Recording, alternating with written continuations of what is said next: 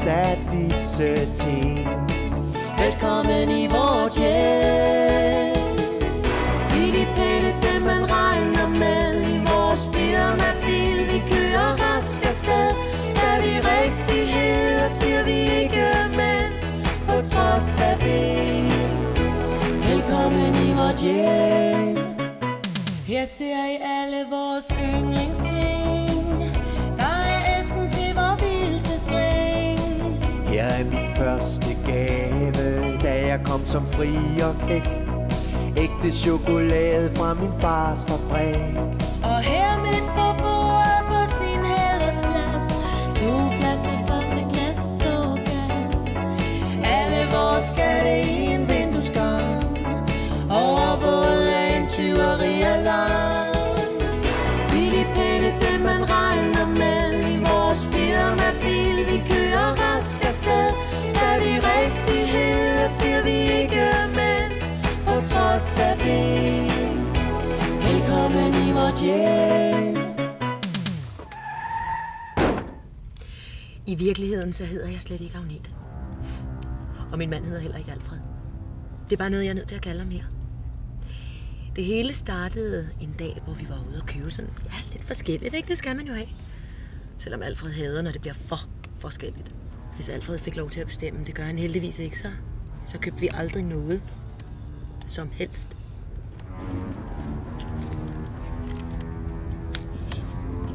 Du ved, jeg ikke kan lide at få pakker, Agnete. Ja, det kan man lære. Man kan starte med nogle små pakker, og så kan man gå videre til nogle lidt større. Det der er ikke nogen lille pakke, Agnete. Så er der noget i. Ja, der er en dejlig rullekravtrøje. Der er Ralph Lauren. Den var 1000 kroner nedsat. Men jeg har jo en rullekravtrøje. Jamen, det er ikke Ralph Lauren. Den der, Alfred, den er ærligt talt kikset. Hvad? Er den kikset? Den er det, du kører! Jeg kører vel, som jeg plejer. Jeg kører ude på vejen, som jeg plejer. Du kører overhovedet ikke, ligesom du plejer. Jeg vil sætte pris på, hvis du vil køre lige ud, lige i den vej, som vi plejer, ja, så vi ikke møder nogen, vi ikke plejer. Jamen, det er også alt den snak om pakker, Agnete. Du ved godt, jeg ikke vil have, at vi bruger penge på den slags. Ikke til mig. Jeg vil ikke bruge penge på mig. Jeg har ikke råd til det. Og vissefasse. Vi har ingen penge, og arven er brugt. Og vi skylder kontingent nede i tennisklubben. Ja, og i sejlklubben. Og vores skiferie har vi overhovedet ikke betalt. Jeg vil have tomme pakker, Agnete. Helt tomme. Fyldt med luft. Med gratis luft. Fyldt med den dejligste, gratigste luft. Ja, det ved du også godt, Agnete. Ja, det er borgmesteren. Ja, han dytter os. Han dytter. Han dytter. Den er fino, Jørgen. 100%. Fino. Nu lader du bare mig føre ordet, Agnete. Ciao, Cesco. Det er jo trods alt mig, der er manden i denne her kongeblå Volvo 164 med automatgear. Fino. Det er en der. Hej. Alfred, der Agnete. Pakker, siger jeg. Jeg elsker pakker. Det minder mig om, at jeg mangler et oprundet beløb til at føre lidt valgkampagne for. Ja, partiet er lidt trængt for tiden. Vi får mangler indflydelse. Jeg er måske grine lidt nervøs, men det er fordi, vi ikke valgte til det partiet. Det er sjovt. Din fars chokoladekonge er jo utrolig gavmild rundhåndet. En dejlig, charmerende mand. Helt sikkert. Ja. Hvor meget kan du undvære, Alfred? Undvære? Ja, et oprundet beløb er fint. Ikke? Ja, jeg kommer forbi senere hen. Ja. Og husk så at få mine valgstreamer op i bagruden. Og så burde du måske overveje at købe en ny bil. Ja, kongeblå Volvo 164 er ikke lige frem det mest moderne. Vil du høre en M-historie? Alfred. Mænd med magt kører Mercedes. Ja, det er fint. Og det er jo ikke nogen hemmelighed, at hvis beløbet er dejligt oprundet, så giver det jo lidt indflydelse, og man kommer måske med i det fine selskab. I det pæne selskab? Ja. Nå, men løjserne ud af byen. Ja, og farvel. Og man kunne måske sige på gennemkig. Alle tre. Ja.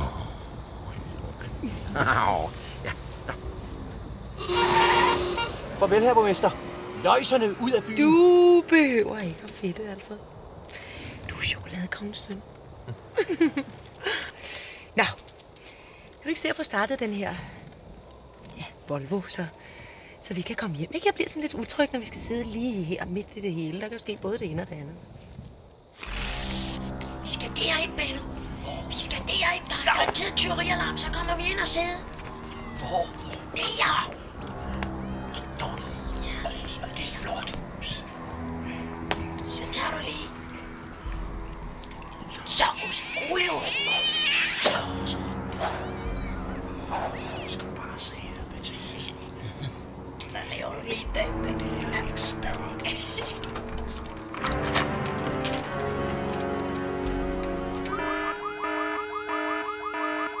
Kæft, den larmer, mand. Men så kommer de snart. Tror du ikke, de kommer snart? Men det er den gennemtrængeste lyd. Ja, men det stop den, mand. Så se dig til, den skal holde op. Okay, jeg ser det. Ryster den rundt i ørerne. Stop! Stop!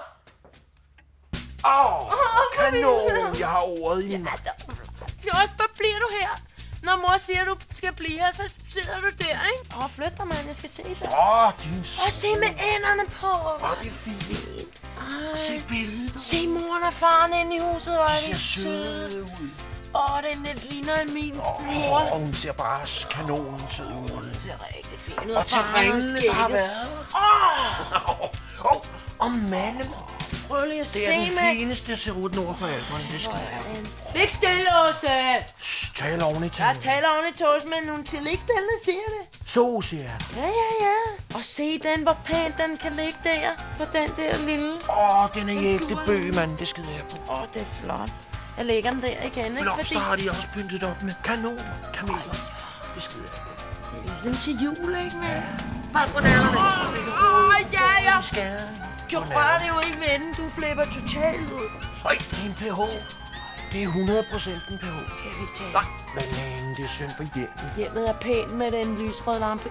Kan den være lidt her? Der kommer en bil. Det var først, da vi kom hjem, at der begyndte at ske noget. Ja, altså, det kan jeg jo naturligvis ikke sidde og fortælle her nu med vores rigtige navne. Og så ville vi helt sikkert komme i fængsel og alt muligt. Og Alfred ville miste sin indflydelse. Ja, eller selvom man selvfølgelig ikke havde den indflydelse dengang endnu. Men jeg sidder også bare her og snakker. Det var først, da vi kom hjem, at det begyndte at ske.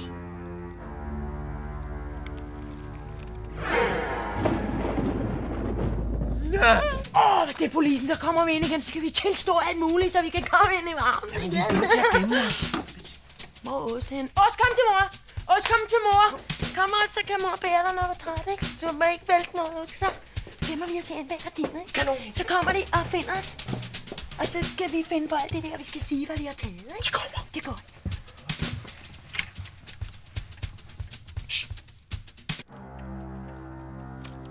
Alfred? Døren er åben. Låste du den ikke? Jo. Jeg låste alle de låse, der er låst. Det ved du da, Agnete. Og jeg satte alle tyverialarmerne til. Det ved du da, jeg gør. Nu ved jeg, hvad vi gør. Ja. Vi bliver her. Hvad? Ja, hvis der er nogen inde i huset, så kommer vagtselskabet jo. Det står i brochuren. Det skal de jo gøre. Og hvis de ikke gør, så får vi pengene tilbage. Ja, og det skal jeg nok sørge for, så sandt som mit navn. Det er... Ja, undskyld.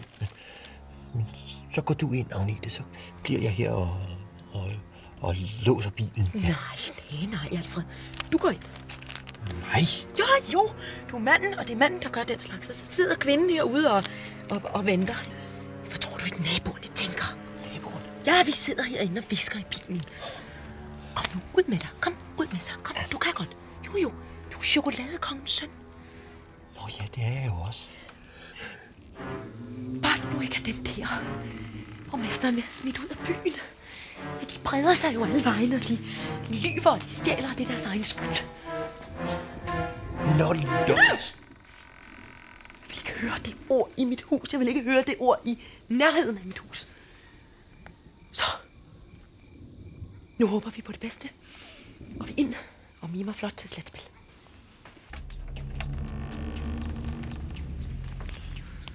Har jeg ikke nogen, Alfred? Tænk, at komme her og bryde ind og så ikke være her alligevel. Det er simpelthen så tidstypisk. Se! Hvor har de rodet? Dog den stiveste pus. Det løjsersko. Sikkert propfyldt med løjser. Så gør du noget, Alfred. Jamen, så skub mig da derhen. Jeg vil ikke have løjser bag mit gardin, og slet ikke deres ulækre sko. Kuk, faldt det rare, halløj. George, hey, hvor vildt vi er. Nogle indbrudstyver, så skal der ringes efter politiet, ikke? Og til Benno. Ja, det er Bettina og Åse. Ja. Jamen, så sig dog noget, Alfred. Goddag, Åse. Nej, sig noget rigtigt, så de går ud. Bare helt roligt, fordi det hele er fuldstændig under kontrol, fordi politiet kommer og henter os lige om lidt. Så nu går vi hen, og så går vi har nogle tilhold, vi lige skal tilstå, ikke? Så slap lige af, fordi at Benno, han kan faktisk godt blive vild, men jeg holder ham, så han gør ikke noget. Så slap af, ikke? Og så bare sæt jer ned og tæl til 10. Det er fuldstændig under kontrol. Vi går ud og bliver anholdt nu. Men skide pænt hjemme ellers. Det er rigtig pænt. Ja, hasta lumbago. Og så sætter jeg bare ned, og så bliver der talt til 10. Og med bind for øjnene og fuldstændig slap af. Man, sæt jer ned.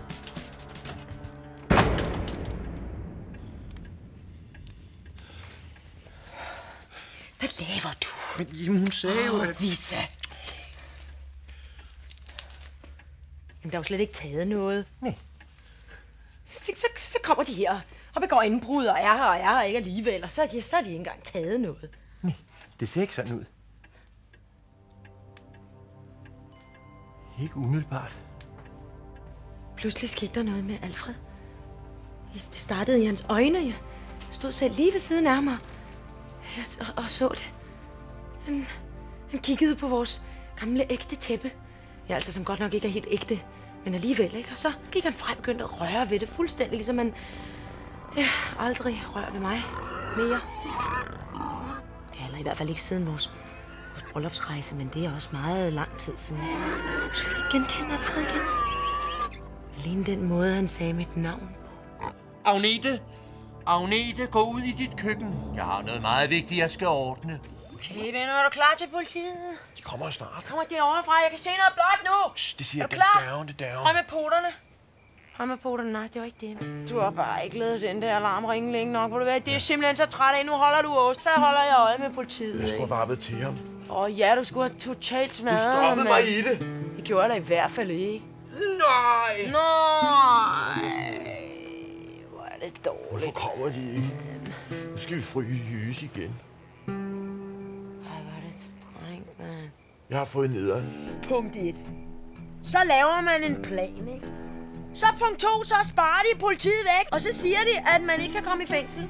Fordi så har de ikke råd til, at man kan komme ind i varmen og bare få en mad og en lille dyne på, ikke? For det tredje har man lavet en plan, sagde jeg til dig før, og hører du efter? Ja. Så har man lavet en plan, ikke? Så bryder man ind, og man prøver på at skræmme dem og tage nogle ting, ikke? Så man kan komme ind i varmen. Tror du, de kommer, strømmerne? Vi glemte... Gugger de der ej, mand? Hører du, hvad jeg siger til dig? Vi glemte noget. Hvad glemte vi? Vi glemte at tage nogle ting. Jamen, det skulle du starte for, det har jeg da sagt til dig. Hører du ikke efter, mand? Du hører kraftedeme mig aldrig efter, jeg er så træt af. Og jeg bruger hele min dag på at lave en plan, ikke? Hele dagen, hvor jeg kunne have lavet mange andre ting, ikke? Så laver jeg en plan. Så siger jeg til dig, du stjæler... Hold fingrene for os, når jeg snakker til dig. Det er min hoved! Hvorfor hører du ikke efter, når jeg snakker til dig? Det er Du skal tage væk til mig, Hvad er der lavet? Så træt af dig, mand. Jeg elsker dig. Jeg kan ikke holde ud af skændes. Det er også fordi, jeg gerne har haft dynen på, ikke? Og jeg fryser skide meget, hvis det kommer de der taber, ikke, mand? Først rulle tæppet sammen. Helt stramt. Sådan der. Og så ud i containeren. Så ringe til politiet. Og vi har en god forsikring. Det er saft, Peter Knuse mig en skudsikker plan. Og tæppet, det er dyrt. Så det er ægte. Tæppet er ægte. Helt fantastisk ægte. Undskyld, sagde du på en måde noget, Alfred? Kan du se? Ja. De kom ud og hældte noget kaffe i de kopper. Ja, det kan jeg. Det er altså for koldt deroppe. Det er simpelthen for koldt. Se, for der er ham derinde fra huset af. Hold af mig, mand. Jeg går med til. Han smider det ud. Hvor langt ude. Hvad med det der tæppe? Vi kan bare stille tæppet. Jamen altså, Bennos, det er jo ikke tyveri. Det kommer vi jo ikke ind for, vel? Må du være skyndt dig ind og tage tæppet alligevel, fordi jeg fryser alt for meget. Ja, det er korrekt, fru betjentassistent. Vi greb dem på fersk gerning. Ja, og så stak de af. Ja, med tæpper og det hele. Det var vidunderligt.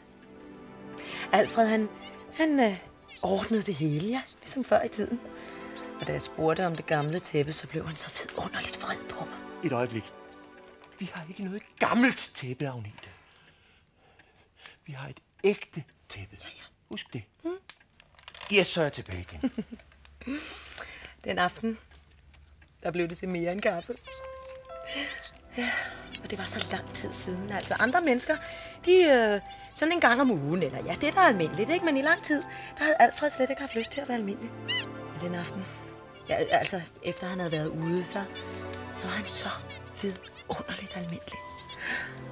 Jeg ved ikke, hvad det var, han var ude at lave, og ja, det skulle jeg heller ikke. Jeg altså vide noget om. Og det er faktisk rart for en kvinde ikke at vide noget. Så her kommer der en sang om det dejlige for en kvinde ved ikke at vide noget om noget som helst. Ja, også selvom hun ved det hele og mere til. Det er så herligt for en kvinde at slippe for at vide noget om alt det, der ikke er rart at kende.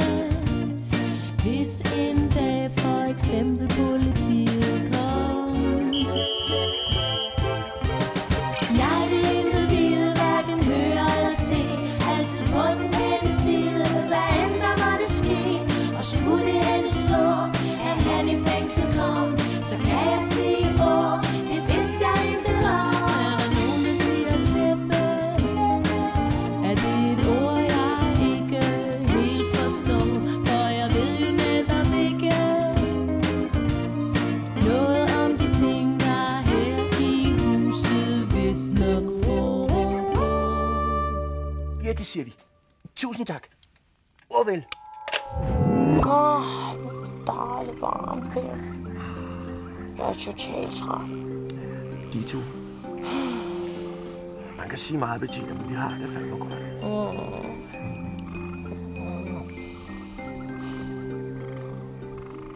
Benno. Ja. Jeg kan totalt ikke sove på det der lys, der skinner mig i lampen, mand. Ej, den er kraftig. Ja. Slukker du ikke for det? Jo.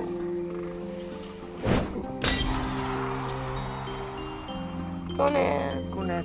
Godnat også. Godnat alle os tre. Godnat med os.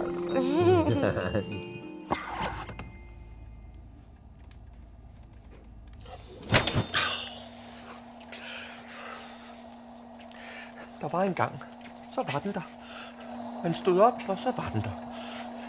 Man tog den, man kiggede på den, og man åbnede den, og så var den der bare. Sådan der. Altid det samme til tiden. Og Alfred, hvad laver du? Hvad er det, du står og taler om? Posten er ikke kommet. Og hvad det er den der? Det er der flere timer siden. Den var lige til tiden. Hvorfor har du ikke sagt det? Jamen, du vil jo ikke have, at jeg råber ind til dig, når du er ude på badeværelset og skal børste tænder, vel? Det er også kun en rudekuvert. Kun en rudekuvert? En rudekuvert? Hvor er den? Hvor er den? Ja, altså ja, hvor lager den her? Man sidder midt i Spanien, og så skal man tale om alt muligt, og regninger og den slags, altså. Du bliver nødt til at vide. Rudekuverten! Hvor er den? Jeg vil have den. Jeg har fortjent den. Jeg har ventet på den. Her er du da det der dig, hvor du pludselig kan, lille Alfred, endelig, var. Hov! Tænd igen. Først spag, siden spas. Jeg skal give dig spil. Ja, det er dejligt, Alfred. Ja, det er godt. Rudekuvert, det var det. Hvor lager den? Jeg tror så, jeg lægger den inde på skinken. På skinken? Jeg er inde på skinken.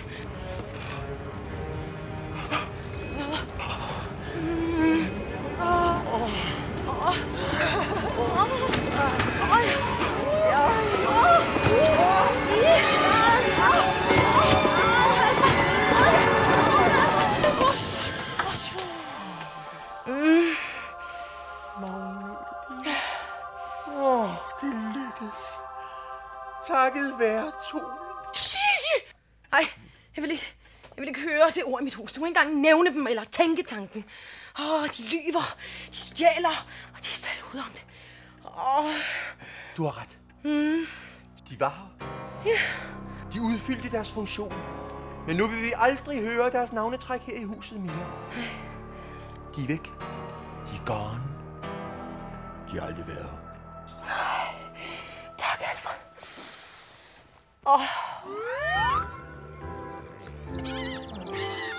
Hvad sker der med de der fugle der? De råber og skriger, mand. Godmorgen. Godmorgen, Peter. Har du sovet godt? Kolde varmt.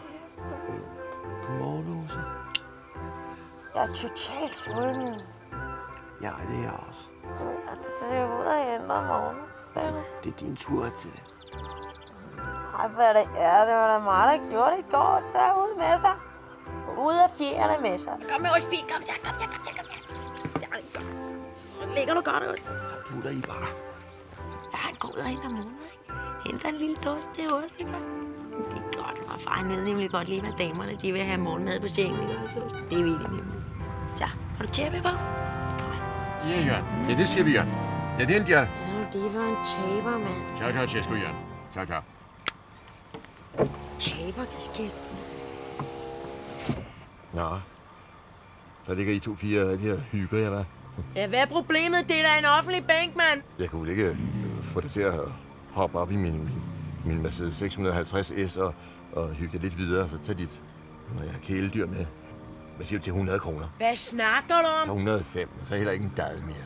Er det en dial? Hvad tror du, jeg er, Støjer? Så ligger man her på en offentlig tilladt bænk, så kommer du bare og snakker om 100 kroner. Er du rigtig klog, mand? Hvad fejler du, Støjer? Skal pusse os på dig?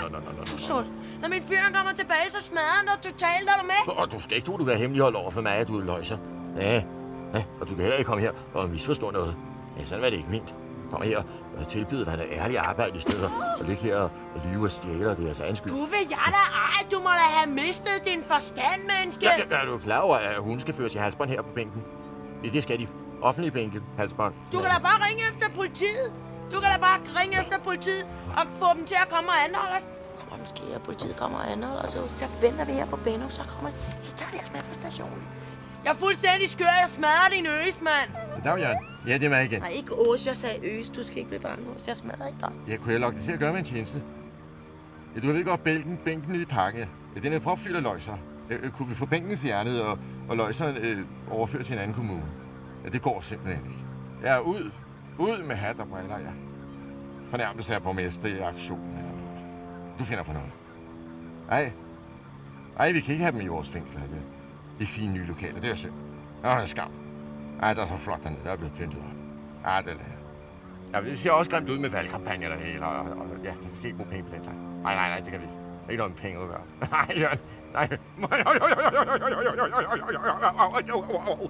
Det er sjovt at grine med dig, Jørgen. Jeg holder så meget af det, Jørgen. Så blev vi endelig anholdt, mand. Jeg fatter det ikke. Vi havde ikke gjort en skid. Så kommer de og savede bænken totalt væk under. Og så siger de, løjser i parken, det vil vi ikke have. Så kom vi hjem. Det er så dejligt herinde på politistationen.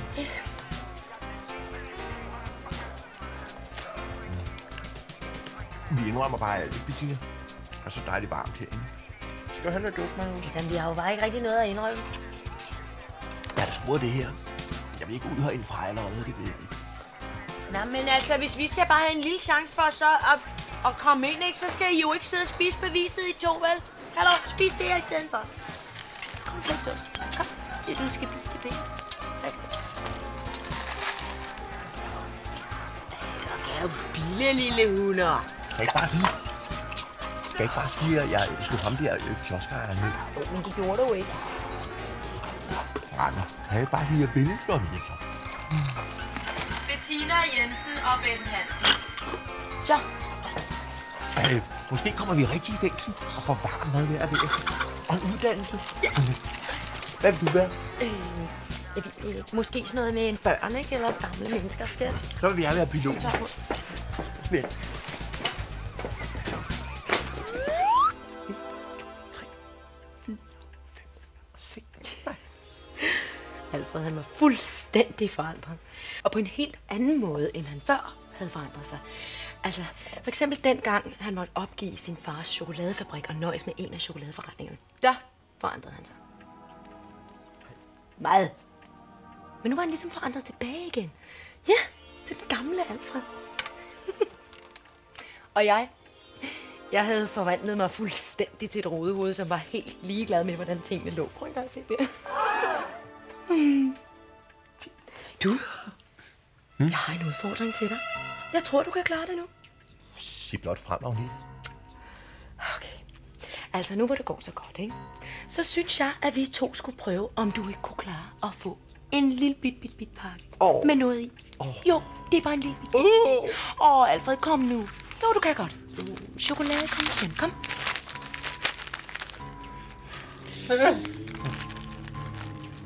Så bare tage den. Ja. Ja.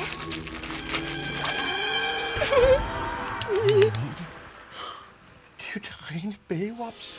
Ja, nu skal jeg jo selvfølgelig ikke blande mig, vel? Men altså, jeg tænkte, at hvis der kunne blive råd til et lille bitte krydstogt, ikke? Så skal det jo ikke hedde sig, at du ikke har medbukser nu. Nå, nej. Og det kunne jeg jo godt se rigtigheden i. Ja, 100%. Ja, det er jo godt. Jeg ved, det er strålen. Jeg er fuld af de kvider. De likvider. Ja, der er jeg vidunderligt igen, Jørgen. Ja. Ej, Alfred, tag nu rigtigt på. Nej. Jo, jeg må også gerne se lidt bart. Ja. Jo. De sidder brandflot, mand. Tak. Jo, de er Raffi. Drømmeprins på krydstogt. Jamen, løg så ned af byen. Ja, ciao, Tesco.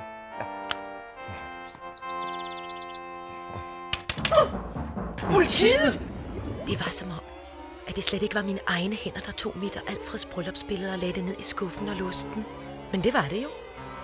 Og set i bagspejlet ved jeg jo godt, hvorfor jeg gjorde det. For inde bag ved billedet, altså det pæne, altså bryllupsbilledet, der var jo vist nok et andet billede, som Alfred ikke kendte. Men det billede, altså det andet, det bag ved det pæne, billede bag billedet, det havde jeg bestemt helt glemt dengang. Men nu hvor der skete mærkelige ting, og Alfred talte med politiet og sådan, ja, så vidste mine hænder, at det billede, det nok lige skulle ligge lidt ned i skuffen. Politiet! Tove! Ja, der er ingen videre grund til bekymring. Det er bare mig. Borgmesteren. Ja, nede i stedet i bord. Der var jo rigtig plads til 2 kasser. Ja, det var fint. Der er et rækkehus at være. Ja. Jo, det der, det er ikke noget, der har noget med noget at gøre. Nej, det er bare nogle penge. Kulravne sorte formentlig. Den er fin nok. Ja. Jeg har tavshedspligt. Det har vi borgmestre. Jeg er i nogle tilfælde. Det bestemmer vi selv. Det er jo vidunderligt. Det er jo det vidunderlige ved at være borgmester. Der må jeg grine. Og jeg komplimenterer med det nydelige badetøj. Tusind tak. Det var udsøgt. Hvor kom jeg fra? Fra min kones udskæring. Og hvad angår tavshedspligten, så er det slet ikke nødvendigt. For vi har ikke fejret noget ind under gulvtæppet. Vi har slet ikke noget. Vi er altså et tæppe. Så derfor har vi heller ikke fejret noget ind. Det blev stjålet af Tole. Det, som vi ikke har fejret noget ind under. Det var ægte chokolade. Altså fra min fars tid. Chokoladekongen. Det var ikke helt billigt. Og med forsikringen, så... Ja. Var der noget, vi kunne hjælpe borgmesteren med? Det var jo netop penge, jeg kom fra til at oprundet beløb til den fælles valgkasse. Det ville ikke være så galt. Ja, og der var en rimelig god chance for, at du kunne komme med i det gode selskab, hvis der var noget, Alfred. Og vi skal bruge sådan cirka... Jo, jeg var meget af det der. 180.000, og vi så frygtens svært kan være viceborgmester. Det ser vi da på, Alfred. 100%. Alfred er gamle dreng, og eventuelt kommende viceborgmester. Men nu er det jo ikke sådan, at det ægte tæppe, at det nu viser sig, at det er knap så ægte, og det pludselig dukker op. Det vil jo se skidt ud. Men der er ingen grund til, at alle de der rare penge, de risikerer at forsvinde igen. Men Alfred... Hvad mener herr borgmesteren? Ja, Alfred, det er ikke for på nogen måde at inseminere, men jeg mener bare, at jeg så i dag en løjsertøs og hendes hund og et tæppe, som meget vel kunne passe ind der. Er det noget, der kan blive en trussel? Jeg kender ikke noget til nogen løjsertøs. Fint nu. Jeg tror nemlig, at tøsen og tæppet er arresteret. Og så kan der jo komme så mange ubehageligheder frem. Hvad er det for noget, der ikke skal komme frem? Hvor kan du så smutte ud i dit køkken, og det med det vims? Ja, naturligvis. Ja, undskyld. I mandfolk skal jo også have det for jer selv, ikke? Hvorfor sagde hun det? Det har jeg ingen anelse om. Men jeg ved, at jeg har frygtens svært lyst til at følge dem ud af døren. Glemrende, Alfred. Sådan skal det være. Kommende viceborgmester. Om jeg er den, der er smuttet. Fino. Ja, det er. Og ciao, Cesco. Jeg skal faktisk sådan i containeren.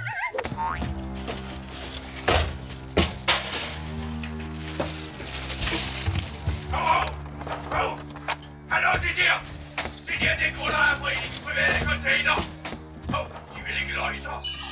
De vagtnaboer, der løjser alarm i containeren. De stjæler og lyver, det er deres egen skyld. Gode nabo, Alfred! jeg vil ikke se dit tæppe. Jeg kom til at smide det ud ved en fejltagelse. Der var 2 løjser op og tage et tæppe i går.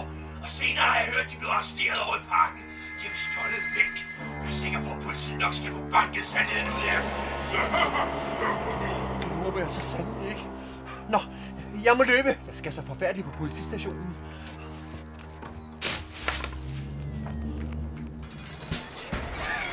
Vi har lavet alle mulige farlige ting, altså vi vil gerne ned i ælderen. Og Bettinas æg skal have 6 minutter på minuten, som hun plejer. Jeg kan ikke putte jer i fængsel. I har jo ikke lavet noget, vel? Om jeg er skåret i en dåse doggy. Og 2 kongovejer. Ja, men det er simpelthen ikke nok til at sætte jer fast. Ikke den her gang. Hvor gerne jeg end ville, så... Nej, det går ikke. Nå, men vi kan da godt finde på noget mere. Ja, Benno ville have slået manden ihjel nede i kiosken, ikke også, Benno? Sparket til ham. Ja, og stikke ham med en kniv, som jeg havde. Ja, og det må man ikke for politiet, vel? Jamen, er det ikke nok? Nej, det kan jeg godt se, men det gjorde du jo ikke, vel, Benno? Nej. Nej, men vi kan godt finde på noget løgn. Altså, jeg kan finde på... Altså, Benno er en hund, ikke? Ja, hvor? Og det er mig, der er...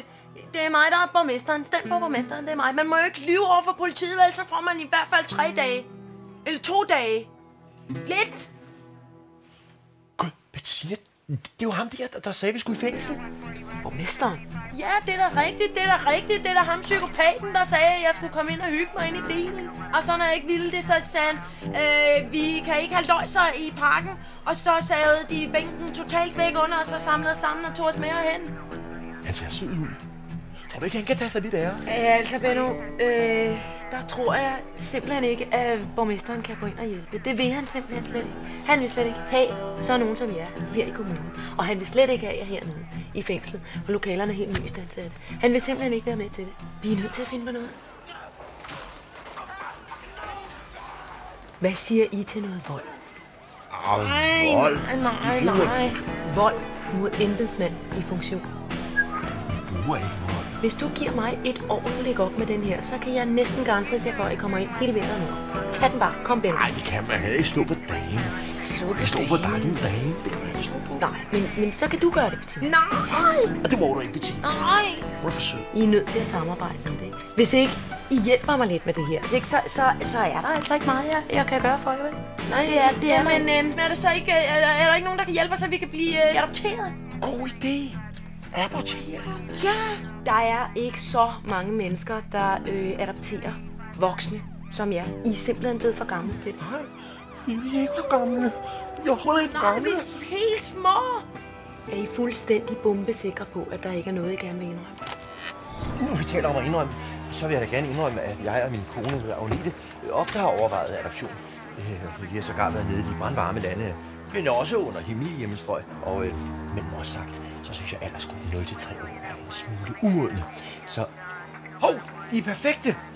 Jeg kunne ikke undgå at overhøre, at I godt kunne tænke jer et adoptivhjem. Jeg vil da gerne tilbyde hjerterum hos en pæn familie. Det er faren, Benno. Nå, fra der, hvor vi var inde, og hvor vi glemte at stjæle noget. Mit navn er Alfred Daus, kommende viceborgmester. Ja, som sagt, så går min hustru og jeg og leder efter nogen at være noget for. Og I ser det ud til at passe fint. Kunne I tænke jer at komme med mig hjem? Også Åse. Også Åse. Yeah! Ja! Ej, vi skal adopteres. Ja! Ja, får vi varm mad? Og dejlig varm mad, ja. Hvad siger myndighederne? Altså, jeg må sige, at det er et meget generøst og varmhjertet tilbud, men jeg sidder her og spekulerer på, om der ikke stikker noget under. Under gulvtæppet? Nej. Gulvtæppe? Gulvtæppet? Hvorfor snakker de om gulvtæppet? Nå, det må være mig. Ja, det er en talemåde. Ja. Nå, kommer I? Smag, kanon! Jeg tager det fulde ansvar. Og det tager jeg mig af. Nej, hvor er der væk? Jeg skal nok tage mig af. Ja. Jamen. Ja. Jamen, så farvel da.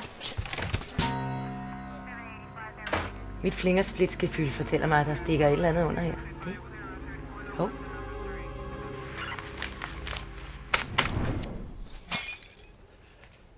Ej. Se, hvor pænt der er, Anne. Denne vej. My home is the castle. Øst-vest. I hjemmet er der bedst.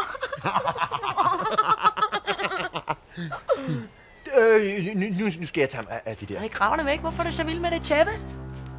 Men du har da selv smidt det ud. Det er da langt ude. Ja, men grunden til, at jeg smed det ud, det var jo, at det var inficeret. Ja, med svamp. Ja, det kender jeg godt. Hey, er der nogen, der bliver sjove af? Nej. Det er meget giftig svamp. Ja, og det kan slet ikke være inde i huset. Så det er bedst, vi lægger det herude. Nu skal jeg tage Nej, niks. Vi er adopteret med tæppet. Jo. Nå, jamen, så synes jeg, vi skulle slå en handel af, måske. Hvad siger I til, at I får 500 dejlige kroner, og jeg får tæppet 500 kroner? Hvorfor får du give 500 kroner for den klude? Ja, det er for miljøets skyld. Ja, det er meget giftig svamp. Så det er bedst, at det bliver kørt på forbrænding. Ja, det er også rent politisk set en beslutning, som jeg har truffet, og det er jo meget vigtigt for miljøets skyld, at tæppet bliver kørt på forbrænding. Er det en aftale, at vi siger det sådan? Så får vi 500 kroner, og hvad så bagefter? Ja, så kan I frit gå. Jamen, vi skulle abortere. Nu får I jo penge, og så kan I jo klare jer selv, ikke? Der er ingen grund til, at I er her, vel? Nej, vi kan ej. Jamen, så tag dog de penge. Vi gider ikke at have din blodpenge. Du har sagt, at vi skulle adopteres. Og sammen med tæppet og Benno. Øj, der moren. Se adoptivmoren. Ej, hun er pæn. Se, Benno. Hvad foregår der her, Alfred? Hvad foregår? Jamen, hvad foregår? Hvad er det, der foregår? Vi skal bo her. Vi er blevet adopteret. Det bliver hyggeligt. Visse? Hvad er meningen? Alfred? Er det ikke Alfred? Nabo. Gode nabo. Goddag, fru Mæk. Er der nogen problemer? Nej, der er ingen problemer. Nej. Nej, det er bare noget med kommunen. Det er slet ikke, som det ser ud. Nej, fru Mink. Og de kender også vores valgslogan. Løjserne ud af byen. Ikke også, fru Mink? Og de er stille med, hvad de har set. Hvis de har set noget, det har de jo ikke. Så kom. Kom, nu skal du være pæn i huset. Hej, fru Mink. Det var så pænt derinde i huset. Farvel.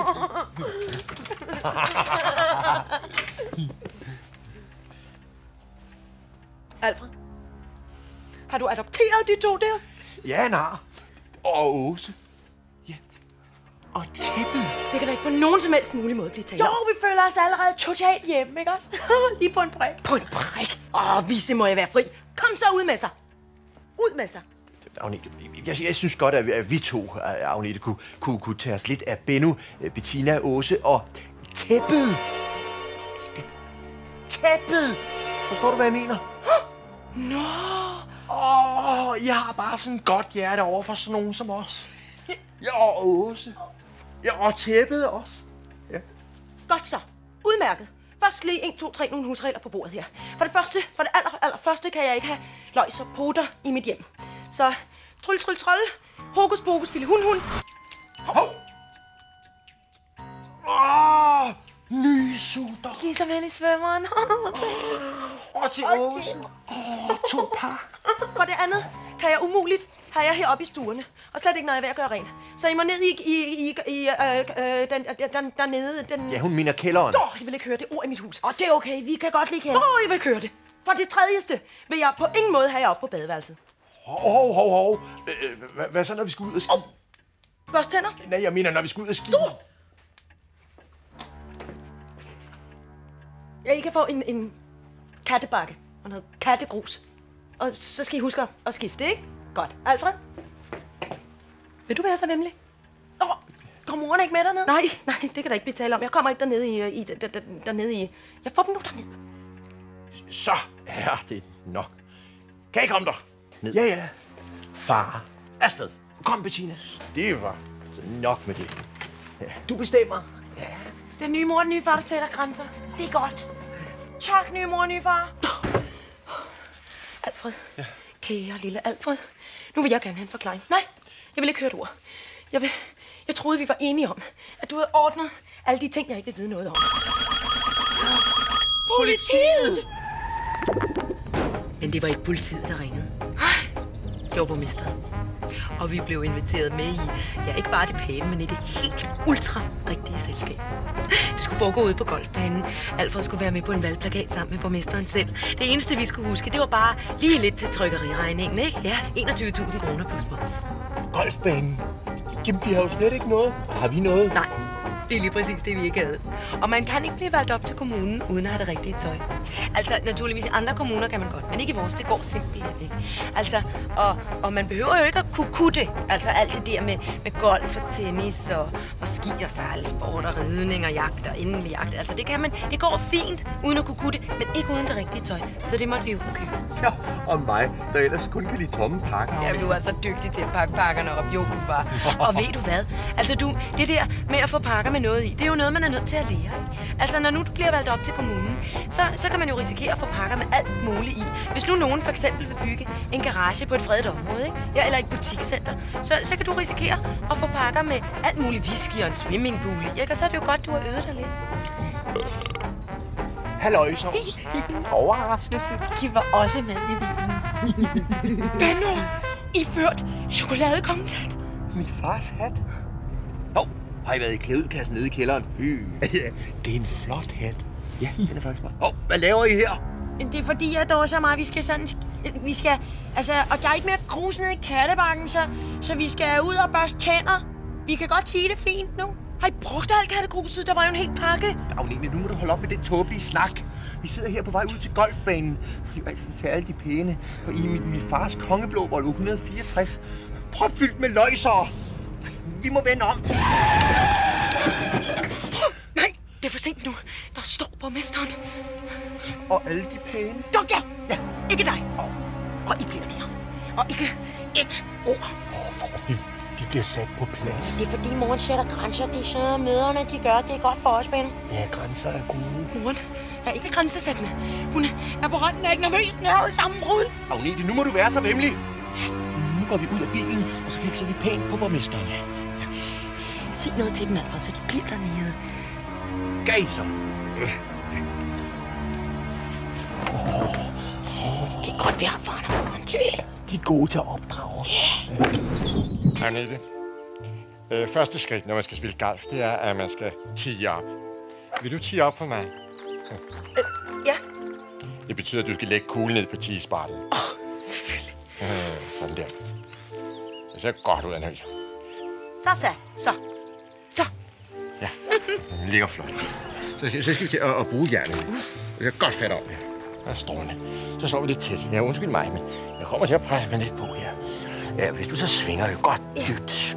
Sving sådan der. Og så skyder du numsen lidt tilbage. Ja. Således. Du er meget, meget talentfuld, og dygtig. 100% her. Så svinger vi flot der, og du stritter gentagende gange på en anden følgehedstrik. Ja, du er i sandhed en døden. Ja, men sikken du har. Det var talentfuldt. Jeg tror, vi skyder en lille fræk serie. Nu er fotograferne ankommet. Det er fint. Ja, vi tager bare først en lille fræk serie også. Du står lidt tættere på mig, typisk. Fino. Alfred, han er i gang med et storslået drive, kan jeg sige.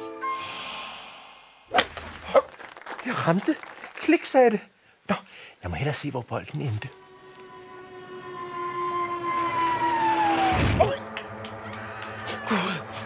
Gud, Alfred. Du ramte viceborgmesteren lige midt i stentændingen.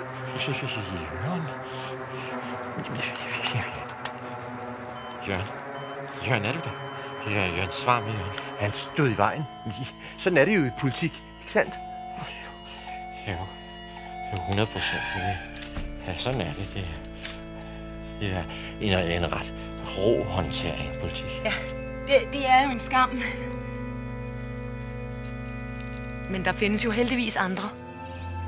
Ja, men det kunne noget snilt udvikle sig til at blive tæt på en der. 100%. Den ene sød, den anden sprød. Hov, der blev jeg ramt af en succesbølge. Ja, det var en sær stærk fornemmelse. Det må være magtens sødme. Tusind tak, herr borgmester. Tak, fordi jeg måtte være med i det pæne selskab. Er jeg kandidat nu så? Hvad det pems? Har du pengene? 100%. Gå ikke over greenen. Der kommer løjs. Gå ikke over greenen. Højst ubelejligt opdukken af løjser. Det var en ubehagelig melding. Alfred, er det noget, du kender noget til? Mig? Hej! Der er totalt mange træer ude i naturen. Hallo? Hvad er det dig? Du er vel ikke blevet billigere end sidst? Hvad laver du her? Det var fordi, der ikke var mere grus hjemme i Kattebakken, og så skulle jeg sådan... jeg skulle sådan børste tæppet. Jeg skulle sådan børste tæppet. Børste tæppe? Ja. Ja, det siger mor og far, når man skal sige, når man skal børste tæppet. Når man skal børste tænder. Man skal børste tænder, ikke tæppet. Hvad er det for en snak om tæppe? Det er vel ikke tæppet, som ikke er der, og som aldrig vil dukke op igen, eller Alfred? Hvad? Nå, ja, jeg skulle spørge for noget. Ja, jeg vil jo ikke vide noget. Det er jo aftalen, Alfred. Jeg skal ikke vide noget om noget som helst. Nu skal jeg nok ordne. Så! Kasser! Kom ud af golfbanen med sig! Kasser! Kasser, gisser! Ud af byen! Farvel, herr borgmester. Så med sig! Ud af byen! Alfred, hvad med det dejlige oprundede beløb, vi talte om til foran? Jo, selvfølgelig, herr borgmester. Ja, grib! Pragtfuldt grebet. Ja. Det nummer kunne de rejse med. Ja, for her kan de ikke blive. Nej, bliv. Du er sjov. Må vi få en tur til? Så ser jeg komme nedenunder. Ned i den der. Nedenunder. Ja, min hustru mener kælderen. Jeg vil køre det ord i mit hus. Hvad skal vi have til mad? Ja, vi skulle have varm mad. Varm mad. Sådan som I har opført jer. Begge to. Så fortjener I ikke noget som helst. Gemme sig i bilen. Sidde midt ude på golfbanen og børste tænder midt i det pæne selskab. Nej, nu har jeg det aldrig. Kan I så komme ned? Ja, netop. Ned nå. Jamen, I lovede. Så er det direkte på hovedet i kælderen uden hundemad. Kom her og ødelægge vores tur mod tænderne. Jeg ved da ikke, hvad det ligner. Politiet! Jeg er ikke bange for politiet. Ja, men det er vi. Det skal jeg lige love for. Slagende med rædsel. Kan så se at komme ned med sig. Så til kælders, og det med det vins. Om jeg så skal vise jer vejen, og det skal jeg. Tager du lige døren? Alfred! Nej, det var det som syv søren. Så står man her som en mus mellem to spejle.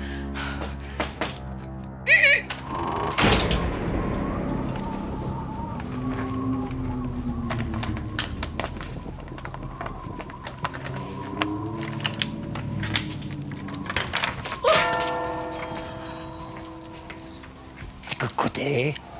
Vi kommer fra forsikringsselskabet AS Forstadsforsikring. Vi træffer vel ikke en her Alfred Høst? Jo, det er min mand. Hvis det drejer sig om politik, så må jeg være så venlig at henvise til kontortiden. Nej, det drejer sig om et ægte tæppe. Mit navn er F.P.N. Jensen. F for Frank og P.N. for... Og det er pletten. Ja, det går af med lidt Ajax, men det er først om fredagen. Jeg skal angiveligt tage mål. 75. Ifølge min rapport, så havde de indbrud den 7. Er det korrekt? Ja, og det var løjser. Ja, de stod lige der omme bag gardinet, og Alfred og jeg var jo hverken hjemme, indtil vi kom hjem og så det. Og hvor havde de rodet. Jeg måtte rende fra Herodes til penalhus og rydde op efter dem igen. Og det var dobbelt kreperligt, for det var netop den dag, hvor Alfred havde besluttet sig til at komme ind i det pæne selskab og blive valgt op til kommunen. Og trippel kreperligt, fordi han netop stod og manglede et fint og oprundet beløb til at føre valgkampagne for, og for at komme ind i det selskabet. Altså det pæne... Apropos oprundet. Ja, så tror jeg, tiden er oprundet til at præsentere mig selv. Mit navn det er Alfred Høst. Et navn, som franskmændene har utrolig svært ved at sige, og som kommer et nyt af i foråret. Agnete! Alt det sludder for en slader, du stod og fyldte den pæne mand med... Ja, det tror jeg ikke. Den mand er synderlig interesseret i at høre. Nummer 2. Ja, det passer præcis. Ja, spørgsmålet bare, hvor er tæppet? Tæppet? I deres anmeldelse til forsikringsselskabet skriver de, at der er blevet stjålet et ægte tæppe. Ja. Faren og moren er vist ude i noget snavs, Bettina. Jeg har på fremtidsfornemmeren, at vi skal passe godt på kluden her, Benno. Og de er sikre på, at det er et hverdags ægte tæppe. Altså, siger fruen. Hvorfor? Jeg siger ikke noget. Jeg ved ikke om noget om noget som helst. Jeg ved faktisk så lidt om noget, at jeg har sunget en sang om det op til flere gange. Men for nærværende må jeg med hensyn til det at vide noget om noget, særdeleshed tæpper, ægte eller uægte, henvise til min mand Alfred. Der er jo slet ikke hedder Alfred. Nej, det er korrekt. Og nu shipper jeg lige ud og laver en lille kop kaffe. God idé, Agnete. Jordi, min gode mand. Hvad er det egentlig, de vil? Og hvor vil de hen med deres ellers glimrende tæppespørgsmål? Ja, for vi har jo ikke noget at feje ind. Eller har de? Det er det, der er mit job at finde ud af. Hvis større erstatningssager opsøger et medlem af forsikringsselskabets detektivkorps vores klienter for at foretage en dybdegående samtale inden en eventuel politianmeldelse. Politiet! Ja, fortsæt de bare deres insinuationer og få både postelinet og min hustru til at bryde sammen. De har angiveligt oplyst, at et ægte tæppe er blevet stjålet af 2 såkaldte løjser og en hund. Og at tæppets værdi angiveligt skulle være 180.000 kroner. Ja, lige nervøs. Jeg mener lige præcis. Dejlig rundt tal, hva'? For så vidt, ja. Jo. Hør nu her, Alfred. Gamle dreng. Alle gør det. Skriver for meget på. Men 180.000 kroner for den der lille klud der, det er alt for.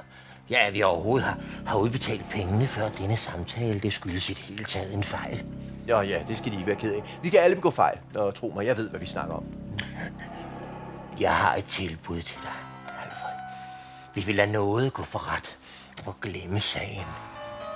Dette tilbud forudsætter, at du omgående betaler de 180.000 kroner tilbage. Hvad siger du, Alfred? Hvad jeg siger? Ja, hvad jeg siger? Ja, det ved jeg sørme ikke, hvad jeg siger. Ja, hvad siger du, Agnete? Ja, undskyld, jeg må lige vækste et par ord med min mand. Ja, med min kone.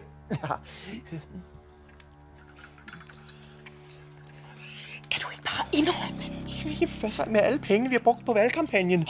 Ja, til golftøjet. Og til dit krydstogt. Vi sidder fanget i løg og latin og braskartofler til op over begge bæltesteder. Vi? Nej, jeg ved jo ikke noget. Ja, det ved du da. Fint. Indrøm nu bare, Alfred. Du forsøgte at snyde lidt. Gjorde du ikke, du gamle? Du gamle? Ja, nu erindrer jeg ikke lige på stående grisefod, at vi to skulle være blevet dus nogensinde. Og hvad ville de som detektiv tro, at det var, der kunne ligge der, hva'? Hvad ville de stå? En firkantet hund måske? Med frynser? Sig mig engang, tror de, en mand i min position, som værende snart viceborgmester, ikke har styr på mine sager, hva'? Sig mig, tror de, jeg er komplet idiot, hva'? Det må vi håbe for dem. Så kan de nøjes med en behandlingsdom. Nå, nu synes jeg, det ville være synd at spilde mere af selskabets tid på dem og deres gøren og laden. Men farvel. Ja, Alfred, vi ses i retten.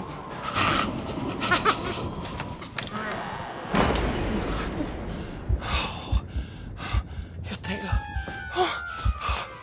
Ej, men pusserlasen. Agnete, vi fortabte. Vi falder ned fra tænderne og bliver smidt ud af det pæne selskab, længe før vi overhovedet er kommet derind. Lille Alf. En hver magtfuld og moderne mand har en opoffrende og gudsmoderlig kvinde ved sin side. Vi skal nok finde på noget, Alfred. Tror du? Ja. Spændende at følge med i næste afsnit. Alfred, det er ikke forbi endnu. Nå, men det er jo også spændende i sig selv. Så Alfred. Så prøv nu bare igen, ikke? Altså, du er politimanden, og jeg er til forhør, ikke? Så nu skal du ikke stå der og hænge med lampen. Kom så. Kom igen. Jamen, du ved jo ikke noget. Måske jeg ved en lille byt smule alligevel, ikke? Kom nu, Alfred. Du kom fra... Nå, fru Høst. Godt. Nå, fru Høst. Ja, herre betjent. De købte altså tæppet på en endagstur til Izmir i Tyrkiet, og de betalte kontant. Er det sådan, det skal forstås? Ja, sådan set. Godt. Og hvilken valuta brugte de? Hvad? Ja, hvilken valuta brugte de til betalingen? Hvorfor skal du spørge om det? Det har vi jo ikke, det har vi da ikke aftalt. Nu er det mig, der er manden. Politimanden. Det er jo sådan, du gerne vil have det, ikke?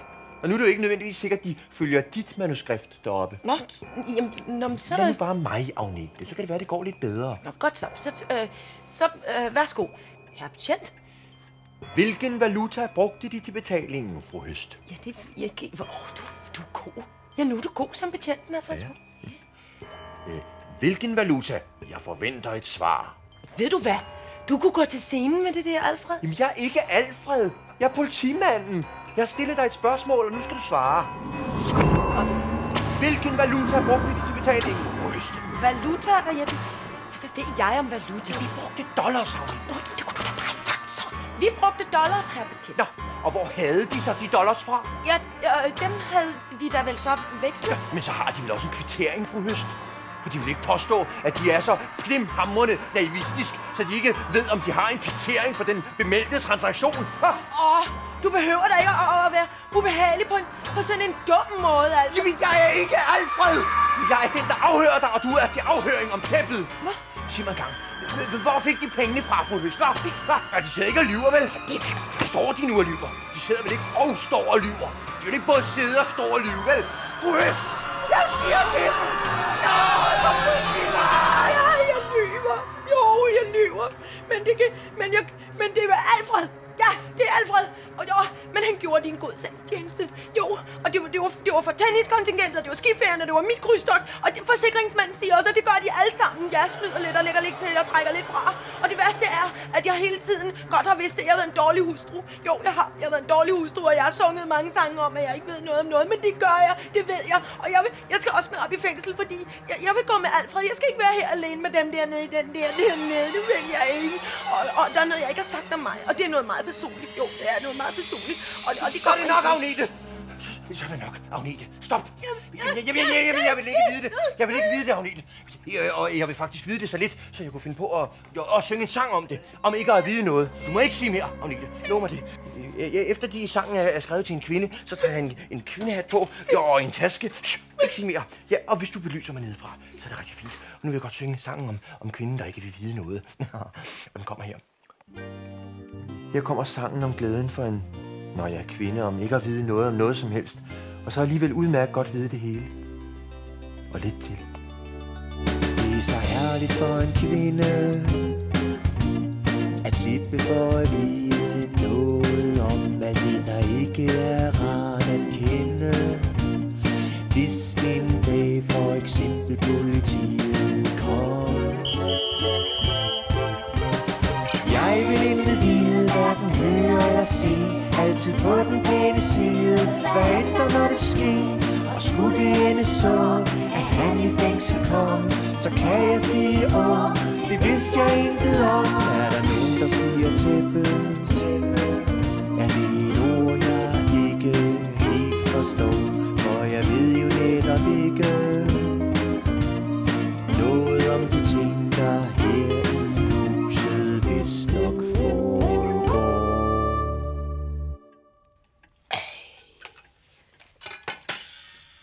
Det må man sige. Jamen altså, jeg er jo fuldstændig. Og så smukt du kan synge, Alfred. Og sikke en spændvidig personlighed. Fra den brutaleste betjent til den lille dusserdasen. Jamen altså, Alfred. Det er bare det. Hov! Her står jeg bare og snakker. Nej, og hvad laver vi? Og hvad laver du? Og hvad med og adoptivbørnis? Hvad laver de nede i kælderen? Og tænk, hvis de har fundet ud af noget. Det er da nok lige det, vi har hørt det hele. Så står I bare der og har lavet helt vildt fusk med tæppet. Det er jo da bare så strengt, mand, at sige, at det koster 170.000 penge, når det er bare sådan en klude. Og så kommer du bare og siger, at vi skal adopteres. Og så er det ikke engang os, det I gider at have, så er det bare tæppet. Det er simpelthen så skide træt af, mand. Og så har I brugt alle pengene og løjet om det. Og nu skal der lige nogle andre boller hen på pigen, skal have en anden lyd. Fordi for det første, så adopterer vi lige os selv heroppe i stuen nu, når. God idé. Ja. Ja, og så er jeg Alfred. Så er det også der de fine. Så er det mig, der tager Alfreds tøj på. Hvad? Ja, jeg tager dit tøj på, Alfred. Så er det mig, der er Alfred. Golftøjet. Det kan der under ingen omstændighed. Hvor skal jeg lægge det? Du skal bare smide det, skal jeg. Ja, for nu er det Benno, der er faren nye far. Kan du forstå det? Og jeg skal være moren. Ja, det er mig, der skal være unægtig nu. Det er totalt sjovt, det er også helt vildt udtryk. Af med klodene, mand! Rico, Bente, Bettina og Benno.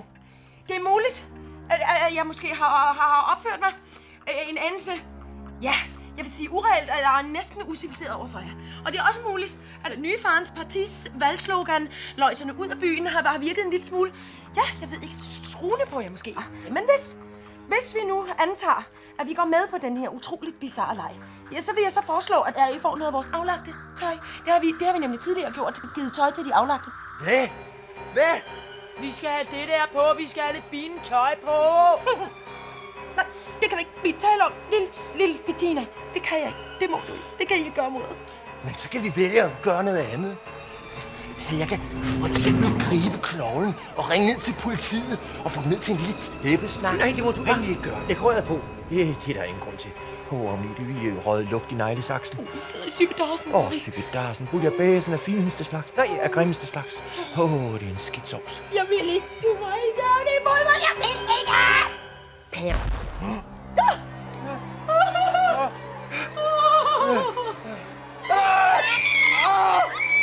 Den væk! Åse. Et spejl.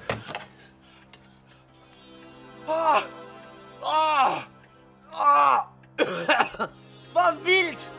Hej, Alfred. Hvor er det dog vildt, mand! Bettina. Du er Agnete. Jeg bliver helt forelsket i dig igen. Jeg blev blevet til en fin dame. Jeg kan slet ikke... Nej, jeg kan slet ikke kende mig selv igen. Nej, men det kan jeg. Hvad, Alfred? Eller Benno? Det er Benno. Og du, Bettina, det er I dem. Dem er I det. Ja, og jeg er Alfred. Kan I så komme ned direkte på hovedet i kælderen uden hundemad? Ty. Kan du komme ned på Kattebakken, Agnete? For du er det. Eller også, Bettina. Det kan du ikke gøre imod mig, det her. Det er så ulækkert, det her. Så ulækkert. Så ned på Kattebakken i kælderen. Jeg vil ikke høre det ord i mit hus. Kælderen. Eller kælder.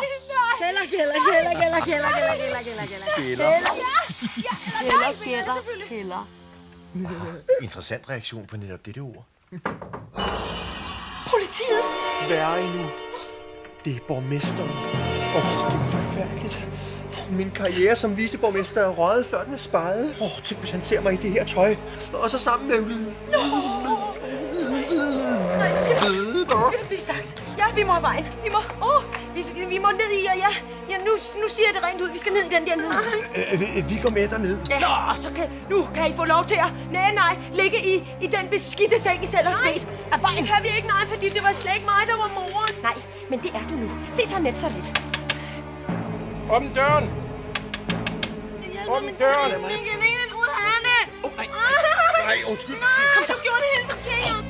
Det er fint nok.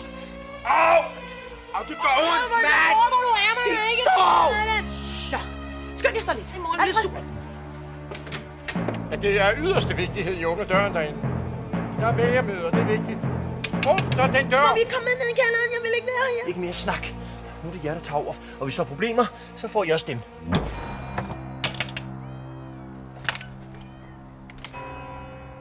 Ulåst dør. Hvor kikset. Ja, som offentlig person og som en del af det gode selskab, så må man holde sin dør låst. Ja, det er det mindste, man kunne forlange. Det tror jeg går ind og fortæller ham fast. Goddag. Hvem kan mon det være? Bare rolig. Den er fino. Det er mig. Det er borgmesteren. Nå, der ligger jeg rigtig nok og hygger jeg, var. Der var en lille plads imellem jer.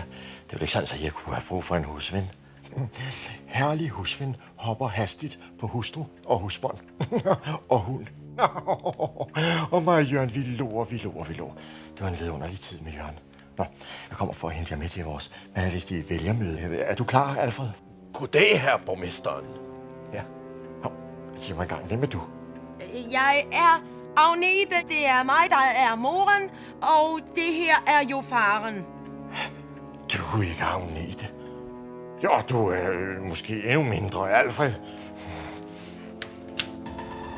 Jeg er Alfred, mand! Ja, når jeg siger sandheden, så siger jeg sandheden. Og sandheden er den, at jeg er en løjser, der hedder Benno. Og Alfred sidder nede i kælderen i mit tøj og spiser kold hundemad. Og Agnete og Bettina, ja, en af dem, de sidder og børster tænder på kattebakken.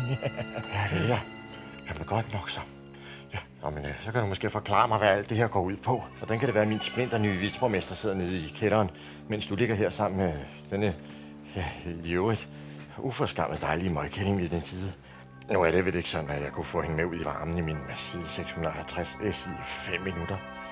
Er det en der? 4 minutter da. Jeg føler mig som Beast of Burden. Richard Burden. Nå, ikke? Nå, men nu må du ikke misforstå mig. Det er jo ikke det, du tror, det er. Ja. Nu kan du få starte med at forklare, hvorfor jeg ikke allerede for længst har ringet til politiet. Fordi at vi ved noget. Alfred har lavet fusk. Han har lavet tæppefusk. Og det går også ud over dig, så nu falder der branden ned, hvis ikke I alle sammen gør, som vi bestemmer. Nå, det var så din dagsorden. Nu skal du høre min. Hvis I ikke omgående gør, som jeg siger, så får jeg det der elendige beskidte møgkø, der tvangsfjernet. Åse! Ifølge paragraf 333 stykke 3 skal hunde have halsbånd, hundesnor og leve i fast parforhold. Have fast adresse. Ja, 100%. Kan vi så få Alfred og Agnete herop? Ellers så ryger jeres møgkøler på sæbefabrikken. Du er en ond mand.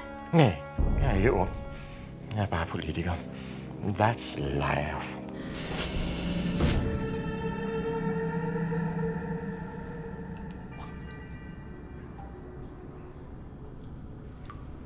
Hvordan går det, Agnete? Hvordan har du det? Besynderligt, Alfred. Forfærdeligt forvirrende. Men faktuelt faktisk fantastisk fint. Det blev en helt lille F-historie.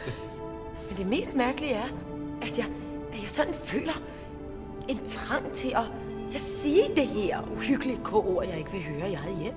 Godt, Agnete. Modigt. Sig frem, min liv. Kom kun.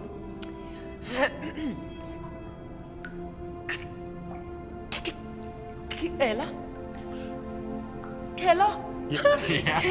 Kælder. Alfred, kælder. Kælder. Alfred, vis mig kælderen.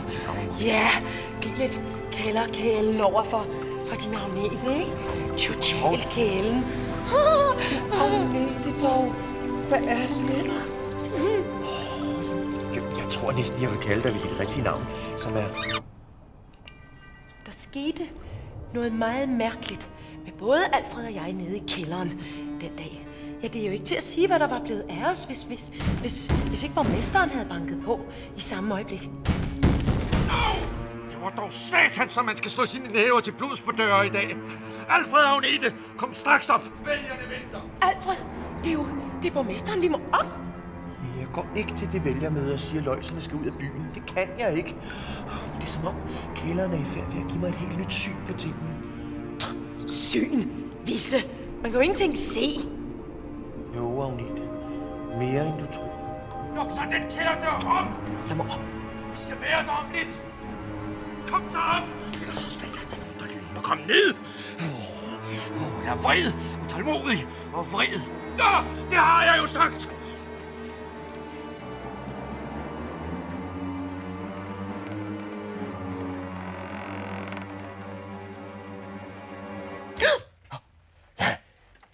Jamen, du er jo ikke Agnete. Jeg ved jo ikke, hvem af jer, der snart er Agnete. Det er også en længere historie, men... Ja, jeg skal hilse fra Alfred. Så hilse? Her skal ikke hilses. Her skal handles. Det var en lille H-historie. Herlig Hans har en hule i Holte. Jeg ryster ud af ærmet som spæk fra en skidekat. Hov, Hans Henrik. Ja, nu må du have mig meget undskyld, men vi hedder jo det, vi hedder. Det er der ikke noget at gøre ved. Alfred sidder i kælderen og er kommet på den vanvittige idé, han vil fortælle sandheden. Jeg vil fortælle sandheden. Hele sandheden. Og kun sandheden. Og ja, apropos sandheden, så tror jeg sørger mig, jeg shipper ud og huller hopper ned i noget mere repræsentabelt. Sandheden? Der er et hæsligt ord. Kan vi få luftet ud? Og så mens vi skal til at tale om politik. Nej, det går ikke. Det kan han ikke. Jeg savner Jørgen nu. Jørgen Jyde. Sejlede i en gryde. Da vi kom til England, så var kanalen alt for stram. Jørgen, du er sådan en vidunderlig skidknægt. Dejligt. Hallo, viceborgmesteren. Det er mig. Jeg er Alfred. Du er ikke Alfred. Eller også er du Alfred. Det var dog en pragtfuld idé. Ja, det var mig, der fik den. Rejs op, så jeg kan se på dig. Alfred. Er jeg ikke flot? Du er 100%. Hvis man bare lige fiksede dig lidt op, så tror jeg godt, man kunne lade dig gå for at være en viceborgmester. Ja, de ender jo med at se sådan noget alligevel. Hvad sker der, mand? Rolig! Nu er det mig, der bestemmer. Og det er jeg faktisk ret god til. Det har jeg altid været god til. Det er faktisk det eneste, jeg kan. Benno, du er Alfred, og nu skal vi ud på en lille tur. Dig og mig og Agnete fra Købens skal til vælgermøde og have indflydelsen tilbage. Nu ved jeg alt. Jeg så lyset i mørket, og nu vil jeg fortælle alverden derom. Jeg vil til vælgermødes, og det med det vims. Nu skal de få den, skal de. Nu skal de høre sandheden. We are the champion. Vi skal med, ikke også, Benno? Jeg skal med til vælgermøde, fordi når vi siger sandheden, så siger vi kraftet med sandheden. Er det ikke rigtigt, Benno? Jo. Nej. Jeg vil dette, jeg vil hint. Jeg føler mig som en strus mellem to snegle. Hvad sker der med dig, mand, Benno? Han er ikke Benno. Han er Alfred, og det er ham, vi har brug for nu. Sandheden. Sandheden, Alfred. Tidligere Alfred. Ja, den at du kan yde et lille væsentligt bidrag ved at sætte dig på den her stol. Sammen med Bettina. Og så kan jeg, hvis jeg kunne finde min gaffatape. Jeg har altid en rulle gaffatape.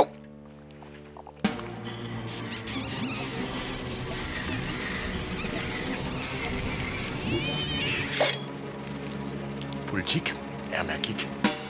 Sæt jer ned. Lige pludselig skete der en hel masse. Jeg ved virkelig ikke engang, hvad det var, der skete. Det var borgmesteren, der bestemte det hele. Ja, det er han god til. Eller, det er faktisk det eneste, han kan. Og han sagde, at alt, hvad vi nu gjorde, det var for vores egen skyld, og Alfreds skyld, og ja, for Danmarks skyld. Benno, nu siger jeg det for sidste gang. Du er Alfred Høst. Du er viceborgmesterkandidat, og du går til valg på, at vi skal have løjserne ud af byen. Så meget tror jeg slet ikke, jeg kan lyve. Du kan naturligvis, kan du det. Når først du står på talerstolen og mærker folkets vilje, så kan du. Husk på magten og på glæden. Så, nu er vi her. Vil I høre en lille vild historie? Vink vidunderligt velvilligt til vælgerne. Vink. Vink så ordentligt.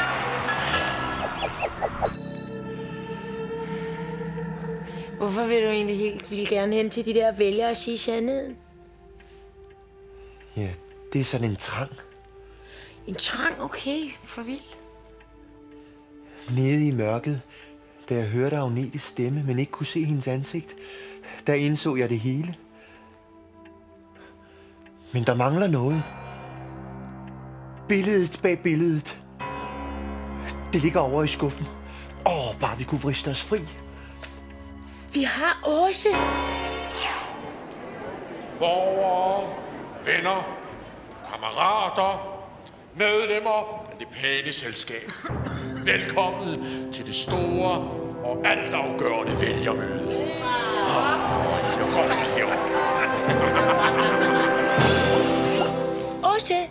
Åse, kom til mor. Kom, skatter. Kom til mor og Alfred og hjælp med at bide. Kom, Åse. Ej, det duer ikke. Hun er alt for træt. Ja, det må nok være det. Bare Agnete var her. Hun har sådan nogle lidt mærkelige, specielle, skarpe hjørnetænder. Ligesom dem her? Jamen, besynderligt. Fuldstændig mage til. Jamen, sjovt, som du ligner Agnete i særlige vinkler. Okay. Ja, god film. Kom, gå til den. Fint, min pige. Og nu skal vi lige... Hov, det rimede. Det må være et tegn.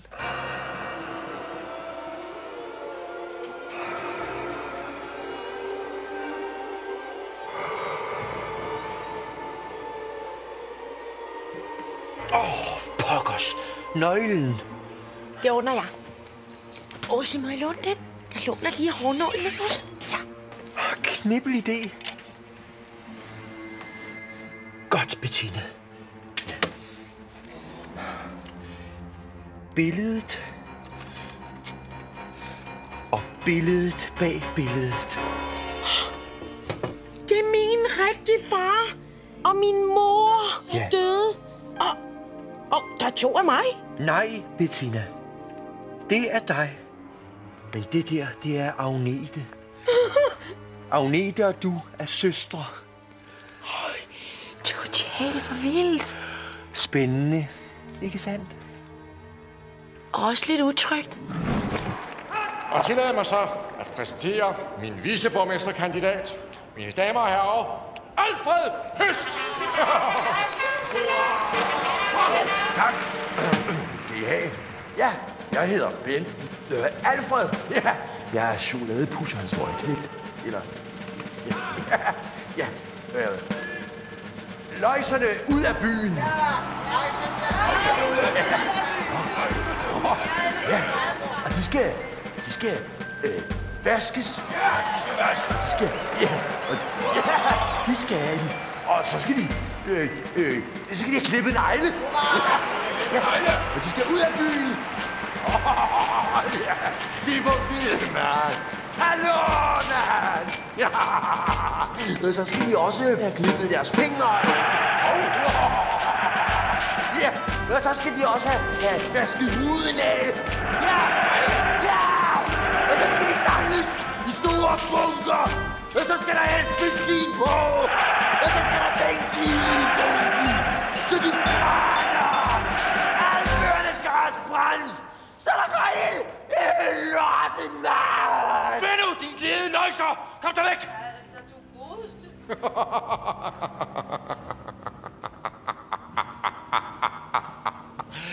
Det var måske lige at stramme den, 100%. Men meningen var god. Det var en fino mening.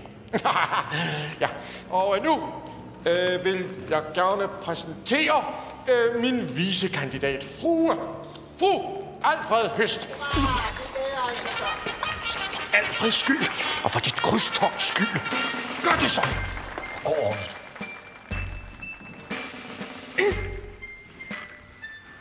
Undskyld. Det var jo naturligvis ikke det, min mand Ben Alfred mente. Løjserne skal naturligvis ikke have klippet noget af. Det værer sig måske lige bortset fra deres en lille smule uhygiejniske hår. Ja, det korte er jo, at vi bare så forfærdeligt nødigt vil have løjser i vores kommune. I andre kommuner måske er det naturligt. Men i vores kommune går det simpelthen ganske enkelt ikke. For det har jo alle dage været sådan, at lige børn lugter bedst. Og her i vores kommune, heroppe i vores kommune, har vi jo aldrig været løjser. Stop! Stands! Det er jo Alfred Løjser. Ja, undskyld, men det er mig, der er Alfred. Den rigtige Alfred. Jeg har noget meget vigtigt at sige til min kone Agnete. Ja. Agnete, du behøver ikke at skamme dig. Jeg kender sandheden. Jeg har set det. Billedet bag billedet. Har du set billedet bag billedet? Ja, Bettina og jeg har set det. Jeg ved, hvad du er, og det gør ikke noget. Jo, det gør godt, gør det. Det gør så godt. Jeg elsker dig, Agnete. Ja. Jamen, så sig dog stille, Alfred. Og jeg er alle sammen. Videre, Agnete. Du var splendid. Terrific. Nej, altså, det går ikke. Jeg må hjem. Hjem til Alfred. Undskyld, at jeg har taget jeres allesammens tid.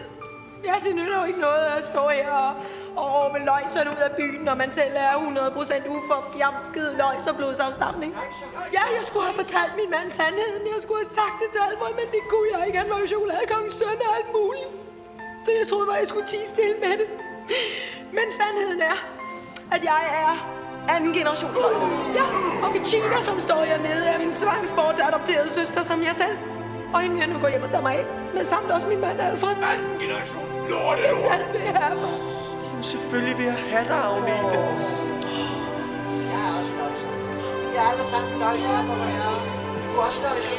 Hallo, kære borgere. Nu er vi. Kære borgere. Det var sandheden. Men sandheden er også, at jeg ikke hedder Agnete. Og Alfred hedder slet ikke Alfred. Så er det vist vigtigt. Øjeblik.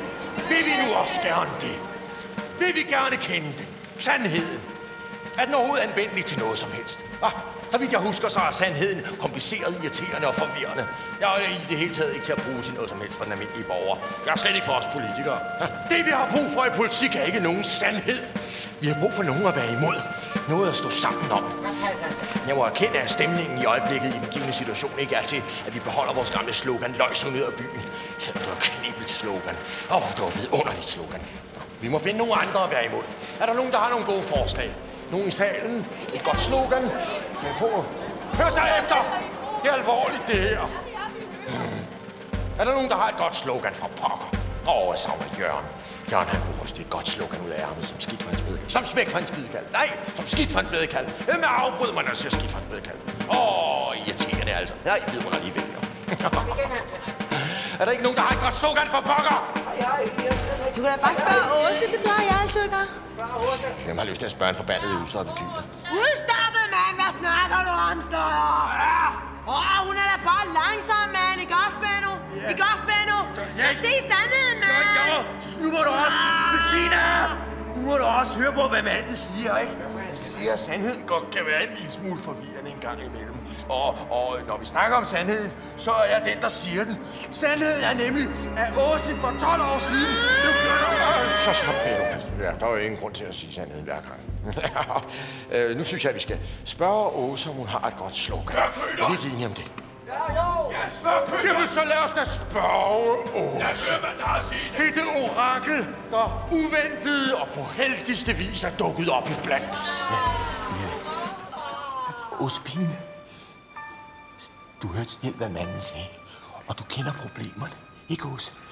Hvad er det, vi skal være imod heroppe? Hvad er det nye slogan, Åse? Sig det, Åse. Hvad var det, du var ved at sige om Åse før? Det der, du var ved at sige der. Det må være mig. Ja, det er for meget mavesyre. Ja, det følger med jobbet. It goes with the job. Nå, hvad siger Åse så? Hvad var det, du var ved at sige om det der med... at hun må... Der var det! Oraklet har talt! Åse sagde, at det, vi skal være imod heroppe, det er sandheden. Det er vores nye fjende. Ja, når hun siger det, så kan hun jo ikke være død og stoppet ud og kørt ned, vel? Nej, Bettina. Sloganet er sandheden ud af byen. God Åse, godt slogan. Borgere, vælgere, ærede medlemmer i golfklubber i det pæneste selskab. De har spurgt oraklet, og de har givet os svaret.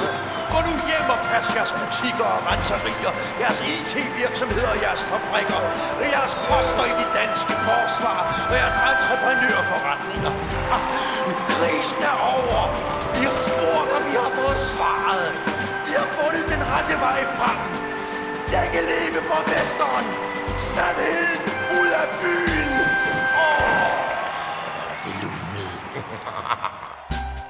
Først og fremmest skulle vi lige hjem og ordne en smule. Og hvad ellers? Pas på, Bettina. Pas på, døren ikke bliver ridset. Hej, hej. Prøv at se, hvad vi fandt nede på genbrugspladsen. Det er jo totalt vildt, hvad de fine smider ud. Ja, det er et flot vis. Hvor bliver det pænt, hva'? Og nydeligt. Der bliver så hygger nede i jeres kælder. Jeg kommer med lidt klorin om et øjeblik, ikke? Jeg skal lige støve det sidste af. Kælder. Ja, og Alfred, han slap for at komme i fængsel. Jeg tror, der var nogen, der trækker slap i en tråd. Ja, det tror jeg. Og i øvrigt er der et tv-selskab, som vil lave en hel tv-serie om os, ja. Og så har vi fået 3-dobbelt plejevederlag for Bettina, Benno og Åsa. Det er ikke småpenge i vores kommune. Og så med Alfreds små sideindtægter som viceborgmester, så han er i øvrigt blevet brandgod til at åbne pakker med noget indeni. Så går det hele jo fint. Der er ikke noget, der er så møgbeskidt, at det ikke er godt for noget. I øvrigt tror jeg, at vi vedholder at blive ved med at kalde os Alfred og Agnete, ja. Ja, det tror jeg. Nå, nu må jeg til kælders, og det er med det vinds.